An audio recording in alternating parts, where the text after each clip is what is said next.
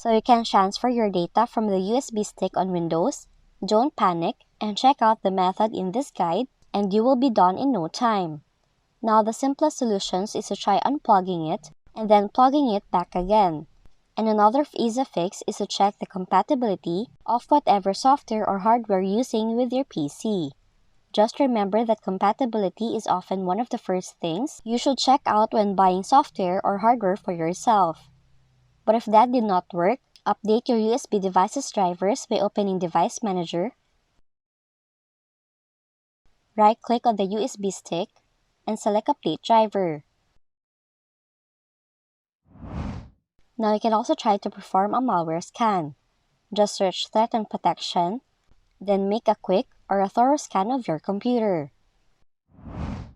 Now, if you've tried all of these said methods and none of them have worked so far, it is likely that the problem is not with the USB stick, but with the PC. And if that's the case, the first thing we'd like to recommend is to restart your PC.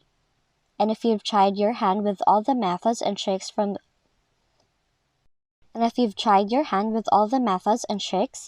what we've said, but still cannot transfer your data from the USB stick, then there's likely an issue with the USB stick itself. But basically, those are the ways on how you can fix if your USB stick is not transferring data on your Windows computer. If you found this video helpful, kindly like and subscribe. You may also click and turn on the notification bell so you can be notified from whenever we release new videos.